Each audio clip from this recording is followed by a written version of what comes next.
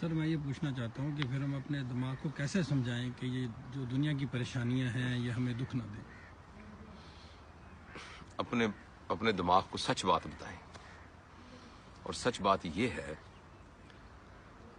کہ ہم سب نے مر جانا ہے، یہ سب سے سچ بات ہے۔ اور اپنے آپ کو سچ بات یہ بتائیں کہ جب ہم اس دنیا میں آئے تھے نا تو ہم بالکل ننگ دھڑنگ تھے اور خالی ہاتھ تھے، اور اپنے دل کو یہ سمجھائیں کہ جب ہم جائیں گے تو ہم ننگ دھڑنگ اور خالی ہاتھ ہی ہوں گے۔ جو درمیان کا پیریڈ ہے نا، یہ بونس پیریڈ ہے، بونس پیریڈ۔ اس کے اندر آپ کا نقصان ہو ہی نہیں سکتا، ممکن ہی نہیں ہے کہ آپ کا کوئی نقصان ہو۔ جو کچھ بھی آپ کو حاصل ہونا ہے اس درمیان کے پیریڈ میں، وہ سارا کا سارا بونس ہے، آپ کا منافع ہے، نقصان کا تو کچھ آس ہی نہیں ہے، کیونکہ الٹیمیٹلی تو آپ نے بالکل خالی چلے جانا ہے۔ اور جتنی ہماری ایفرٹ ہے اس دنیا کے اندر خوشی حاصل کرنے کی، اس کو اگر آپ غور سے دیکھیں تو اس کے نتیجے میں جو چیزیں پروڈیوس ہوتی ہیں یا جو حیثیت پروڈیوس ہوتی ہے، وہ ساری کی ساری حیثیت یہ درمیان کے سفر کے لیے ہی ہے، بس آگے کے لیے تو کچھ نہیں ہے۔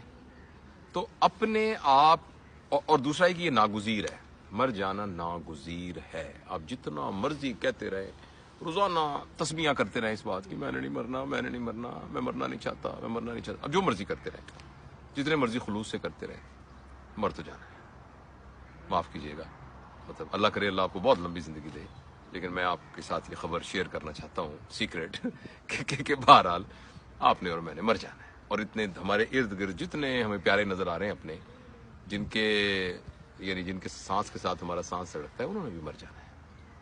تو اس کا، اور یہ جو احساس ہے کہ یہ ہم امورٹل نہیں ہیں، مورٹل ہیں، مرنے والے ہیں، یہ احساس ہی زندگی کو اتنا بھرپور بنا دے گا، اتنا بھرپور بنا دے گا، اور آپ کے انٹر پرسنل ریلیشن شپ کو اتنا اسٹرانگ۔ میں آپ کو مثال دیتا ہوں، فرض کریں مجھے پتہ لگ جائے کہ اس مہینے کی 31 تاریخ کو میرا آخری دن ہے، میں مر جانا ہے۔ میں نے، آپ کے خیال میں آج سے لے کر 31 تاریخ تک میں اپنا وقت کیسے گزاروں گا؟ اس دوران میں مجھے کوئی ہوش ہوگا کہ میں لوگوں کی بے ایمانی کر کے لوگوں سے پیسے ہتھیاؤں؟ مجھے اس بات کا ہوش ہوگا کہ میں کسی کے منہ پہ تھپڑ ماروں؟ مجھے اس بات کا ہوش ہوگا کہ میں اپنے وقت کو ضائع کروں؟ مجھے اس بات کا ہوش ہوگا کہ میں اپنی بیوی سے لڑوں، اپنے بچوں کے ساتھ جھگڑا کروں، اپنے جہاں دفتر میں کام کرتا ہوں وہاں جا کے میں فساد مچاؤں؟ یہ ہوگا اس کا ہوش؟ کبھی بھی نہیں ہوگا اس بات کا ہوش۔ تو اگر 31 کو نہیں مرنا تو جب بھی مرنا ہے تو مرنا تو ہے۔ تو اس بات کو، جب بھی آپ کو یہ لگے نا کہ یار میں خوش نہیں ہو رہا اور پریشان نہیں ہو رہا، اپنے آپ کو سچ بتائیں، اور سچ یہ کہ بھائی صاحب آپ نے یہاں سے چلے جانا ہے، چونکہ آپ نے چلے جانا ہے لہٰذا اتنی گنجائش نہیں ہے ہمارے پاس کہ ہم اپنے لیے ایک اذیت اور مصیبت اکٹھی کریں۔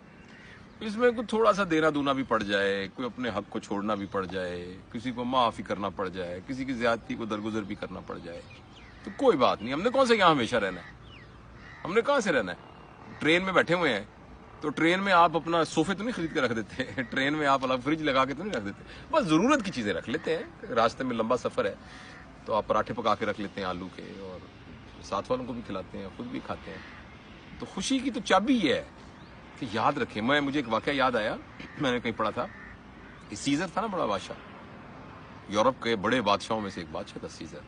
تو سیزر نے اپنے پیچھے 2 غلام کھڑے رکھے ہوتے تھے، نوکر، اس کے کان میں ایک فقرہ کہتے رہتے تھے، اور جب وہ بھول جاتے تھے تو سیزر مڑ کے دیکھتا تھا اور ان کو یاد آ جاتا تھا۔ وہ کہتے سیزر یو آر مارٹل، اس کے کان میں کہتے رہتے تھے۔ تو ہم بھی کوئی 2 بندے رکھ لیں پیچھے، مے ناٹ بھی فزیکلی نہ رکھیں، ایک ایسے یعنی میٹافوریکلی، اور ایک اپنے خیال میں رکھ لیں۔ امیجینیشن کی تو بڑی طاقت ہے انسان کے پاس۔ 2 بندے یہاں بٹھا دیں، ویسے تو بیٹھے ہوئے ہیں 2 فرشتے، وہ آپ کے کان میں ہلکا ہلکا کہتے رہے بھائی جان یو آر مارٹل، بھائی جان آپ فانی ہیں۔ جس وقت آپ کو پتہ لگے گا میں فانی ہوں، اسی وقت زندگی اپنی بھرپور طاقت کے ساتھ نا آپ کے سامنے آ جائے گی۔